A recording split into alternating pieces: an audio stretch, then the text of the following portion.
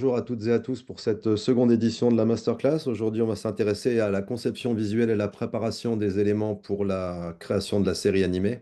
Je vous rappelle que chez Origami, nous faisons de la formation en B2B directement en entreprise ou des workshops sur des sujets sur l'intelligence artificielle, dont certaines concernent directement la créa, l'idéation, l'expertise et la maîtrise des différents outils d'intelligence artificielle. N'hésitez pas à vous rendre sur le site origami.com, à nous demander des devis. On fait de l'inter-entreprise, on fait de l'intra-entreprise et on fait aussi des formations sur mesure. On travaille pour des gens comme l'AACC par exemple, qui est de l'Association des agences de conseil et de créa, donc toutes les grosses agences de pub françaises. On va parler de conception visuelle et de préparation. Aujourd'hui, c'est la création des personnages, comment on prompt, comment on itère, comment on fait la curation, l'upscaling, les retouches. On va s'intéresser aussi au détourage et à la mise sur fond vert, la création des décors, la définition de la palette graphique. Mais on va surtout s'intéresser donc aux personnages et aux décors. La première idée, c'est le prompting des personnages et des scènes. Voilà. Là, c'était l'idée de prompter pas mal de personnages et ensuite, comme vous le voyez ici, on part en mode itération, c'est-à-dire itération, mais on fait de la recherche. On fait ce que j'appelle personnellement de l'exploration combinatoire, la combinaison. On combine des choses. On combine différents tokens, différents mots, différents paramètres. On les mixe entre eux. Donc moi, j'utilise des scripts Python qui va venir choisir sur chaque ligne un mot ou un token ou un paramètre et qui va concaténer, qui va crafter ces prompts pour directement me les envoyer dans le paperclip et que je puisse faire du copier-coller à la volée et pour obtenir derrière tout le travail de curation. Mon métier de DA, il est aussi de choisir. Et donc, qui dit choisir dit renoncer, comme je vous expliquais la semaine dernière. C'est-à-dire d'obtenir un maximum d'images, bon alors pas trop non plus pour pas faire péter la planète, mais d'essayer d'avoir un maximum d'images pour ensuite faire de la curation dessus. La curation, c'est en jeter la plupart pour n'en garder que quelques-unes. Bien évidemment, le travail de créatif se fait aussi à ce moment-là, hein. Avoir l'œil pour repérer la bonne fulgurance ou le bon personnage est très important. Ensuite, on va attaquer les premières retouches, puisque, comme vous le voyez ici, j'ai fait un tapissage.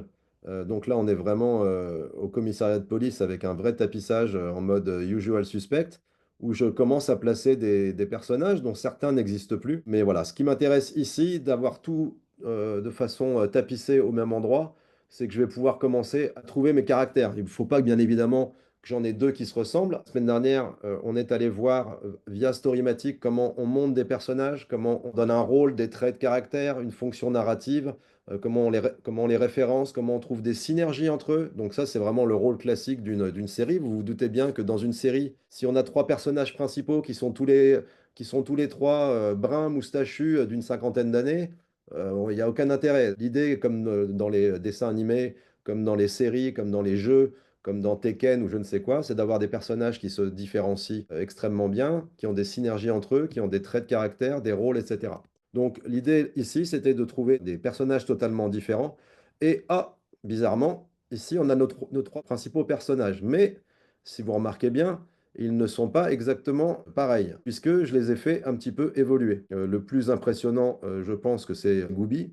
Donc, Gooby, c'est le personnage bleu que vous voyez ici. Gooby, je l'ai allongé.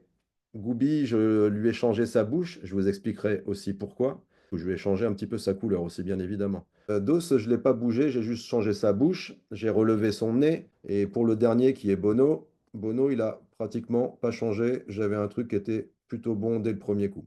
Ça, ce sont des modifications que je fais à la volée. Pourquoi la bouche? Parce que quand j'anime un personnage, alors là, j'utilise Minimax. Minimax est extraordinaire avec le modèle I2 Image to Video 01 un live pour faire tout ce qui est animation 2D et surtout expression de visage. Ça marche aussi pour les personnages. Regardez la bouche initiale de DOS. Cette bouche-là, automatiquement, le modèle vidéo, quand je vais lui demander de l'animation, il va interpréter ça comme une bouche.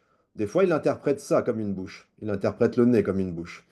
Donc en fait, je suis obligé d'aller circonscrire la bouche et que pour lui, ça soit quelque chose d'absolument évident. Pourquoi? Parce que sinon, j'obtiens ça. Tiens ça, voilà, voilà. Il a même pas utilisé la bouche, il a pensé que c'était une moustache. Il est allé m'animer autre chose. Pareil sur la génération suivante. Hop, bim, il me change la bouche, bien évidemment, puisque on a pour l'instant une maîtrise assez faible des éléments d'animation et il faut lui donner tous les éléments pour qu'il comprenne que c'est la bonne bouche animée. Pareil, là, sur un troisième exemple, hop, changement de bouche. Bon, et il arrive aussi d'obtenir bien évidemment du déchet par rapport à ça. Donc l'idée, c'est évidemment d'aller changer les bouches. Donc de lui faire une bouche beaucoup plus évidente. Voilà, avec une bouche comme ça, beaucoup plus évidente, je sais qu'il va l'interpréter de la meilleure des façons. Donc ça, je vais aller soit choper ça sur un personnage, sur un autre personnage qui a le même type de bouche et de pliage, soit je refais en in-painting sous Photoshop, soit sous journée, j'obtiens des pliages qui peuvent être un pliage qui se trouve ici ou qui se trouve plus bas et que je viens répercuter en haut. Pareil pour Gooby. Il était petit et je lui ai mis une bouche comme ça parce que sinon c'est impossible pour lui qu'il comprenne. Alors, bien évidemment, moi, c'est pas uniquement le but d'aller lui mettre une bouche, j'en ai aussi surtout profité pour affiner le personnage et lui amener ce genre de dentition qui, pour le coup, j'ai beaucoup moins de problèmes derrière en aval pour obtenir de bonnes occurrences sur les animations. L'idée étant, bien évidemment, que je fais beaucoup d'animations pour en obtenir seulement quelques-unes, quelques fulgurances, c'est toujours pareil. Là où j'ai décidé d'aller en termes d'intention de réalisation pour éviter, comme je n'avais pas de consistance de personnage et que je ne pouvais pas faire d'os, Gooby ou Bono dans différentes positions, qui soient de profil, qui viennent marcher, etc. C'est possible, mais c'est plus long avec la consistance des personnages. J'ai préféré faire un face caméra et traiter ça sur fond vert pour pouvoir changer ensuite les décors à la volée et pouvoir industrialiser un petit peu ma gestion d'animation. Bien évidemment, si je les circonscris sur un seul et même décor, je vais faire toutes mes animations avec le personnage sur le bon décor. Certes, ok, super. Et après, je me retrouve avec toujours le même décor. Et surtout, si je veux faire des variations ou des changements de profondeur de champ, je ne vais pas pouvoir. Donc l'idée, c'est d'aller justement ensuite dans Photoshop directement créer un calque, le mettre en fond et bien évidemment le prompter, comme vous l'avez vu, sur un fond vert. Le fond vert, bah, au début, vous testez un fond vert, vous apercevez que dans Minimax, il vous change le fond. Et donc après, vous récupérez le bon fond que lui, il veut bien, parce que lui, il a des couleurs de vert qu'il préfère admettons. Donc après, vous mettez la bonne couleur de vert. Après, on a l'upscaling. L'upscaling, qu'est-ce que c'est?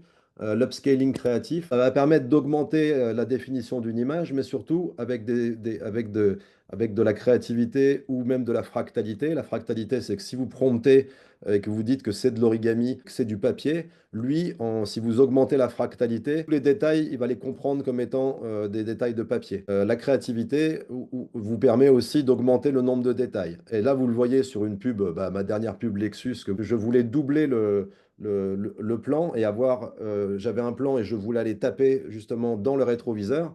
Je suis allé découper mon rétroviseur. Donc j'obtenais une image qui était dégueulasse, qui devait être sur 300, sur 150 ou un truc comme ça. Et je suis allé l'upscaler. Donc je ne sais pas si vous voyez le niveau de différence, le niveau de qualité qu'on arrive à obtenir, ne serait-ce que sur les doigts en dessous. Je remonte sur mon personnage. Ici, je vais venir augmenter avec une petite créativité pour augmenter un tout petit peu, si vous le voyez ici, la texture et certains plis, mais je ne suis surtout pas allé beaucoup plus loin, je ne voulais pas détruire mes persos. Après, on se retrouve avec un tapissage comme ça. Main characters, wouh! Voilà les persos au final. Pipou, le petit stagiaire, Bono, Dos, Gooby, Bix qui est le client, Monsieur Capot qui est le manager toxique, Zaza, Jean-Mich du marketing qui fait des siennes, Sophie et notre fameux Cubib. Ensuite, on passe. Alors, détourage, très simple à faire, le détourage, hein, surtout avec les outils Photoshop actuellement, intégration fond vert. Le découpage, je vous rappelle qu'on a fait le choix du ratio 3 quarts la semaine dernière et qu'on a fait de la préparation du découpage des plans. Il y a 6 plans possibles, je vous les remontre, qui sont des plans où ils sont soit par deux, soit en centrale. Et ici, à chaque fois, voilà, ça me permet de faire des calages. Et quand j'exporte, eh bien, je prends ce truc-là, je retire uniquement le personnage principal que je vais venir rajouter à la volée. Les animations sur fond vert, je viendrai les rajouter ici, que la blague se fasse automatiquement. Si je veux changer le fond, ça me prend 2 secondes. Donc je repars dans mes décors. Création de décors, vite, on prompte rapidement. Je vous avais donné des tips pour des tokens magiques. Je fais pareil avec d'autres choses là pour un Open Space Office. N'oublions pas que le multi-prompting sous Midjourney est très important. Là, je prompte aussi avec des images de référence que je lui mets en mode SREF. C'est-à-dire que je lui donne comme référence 3 images, dont une précédemment créée de la même façon. Ce qui veut dire que dès que j'ai une fulgurance, je commence à prompter la suite en reprenant la fulgurance et en la mettant en image de référence. deuxième fulgurance ou de moins un deuxième truc qui me plaît un peu en termes de composition. Là, ce qui me plaisait ici, c'est à la fois la qualité de l'origami et des pliages, mais aussi le côté hyper maximaliste avec plein d'éléments en mode knoll. Et c'est ça que je voulais. N'oubliez pas que vous pouvez faire aussi décrire vos images avec des GPT personnalisés qui vous permettent ensuite de prompter. Et ça, pour ça, j'obtiens ensuite des décors divers et variés. Par contre, ce dont on se souvient, c'est que les personnages ont des couleurs distinctes. Et si je viens foutre Gooby ou Dos devant des trucs qui sont jaunes alors que le personnage est jaune, il va absolument pas ressortir. Donc j'obtiens ça, mais je vais être obligé d'aller les truquer, ces images-là. Déjà parce qu'elles ne font pas 3 sur 4, elles ne sont pas dans le rapport 3 quarts, et d'autre part parce qu'elles contiennent des couleurs qui vont pouvoir me gêner. Donc je vais aller faire de l'outpainting et de la chromie directement dans Photoshop. Ouais, salut. Hop, image que je récupère, ok, enfin voilà, prompt. Ok, on peut aller taper un peu dedans. J'ai pas fait d'upscaling. Mais voilà, me paraissait marrant d'aller prompter que le mec a de la déco Star Wars, etc. Donc, que je peux venir rajouter. Bien évidemment, ce que je peux faire aussi, c'est ça me plaît pas. Alors, je prends l'ombre qui est avec, hein, parce que sinon, ça marche pas. Et je remove. Donc aujourd'hui, on a cette facilité avec Generative Fill que vous faites du détourage, vous changez le truc. Alors c'est un peu long parce que ça part dans le cloud, mais ça propose trois possibilités. Je prends mon image d'arrière-plan, je la monte pour en faire un calque. Je prends la zone de travail, je fais mon petit calcul, je sais que c'est 3 quarts, c'est 1366. J'obtiens ça. Je sélectionne l'image, je sélectionne le contraire de l'image, et là je lui demande rien du tout. Je lui demande un génératif fill sans rien lui demander du tout parce que il va comprendre la structure de l'image et les composants et il va aller m'inventer la suite. Alors bien évidemment, là, je pense qu'il va m'inventer quelque chose avec un sol et un plafond uni, enfin un mur uni, mais on va voir ce qu'il va nous faire. Voilà, il le fait. Ok, super. J'ai à peu près la même chose. Qu'est-ce que je fais après, bien évidemment? Bah, je vais aller lui taper de la teinte et de la saturation et de façon assez précise, parce que vous voyez que si je change uniquement la teinte globale, je vais arriver à ce que je veux, c'est-à-dire un truc un peu désaturé, voilà. Mais le problème, c'est que j'ai des éléments qui sont bleus, alors que j'ai des personnages bleus. Donc, ce qu'il va falloir que j'arrive à faire, c'est ce que vous voyez ici, c'est-à-dire de la teinte et de la saturation par couche. Ok, donc là, le jaune, je l'ai fait chuter.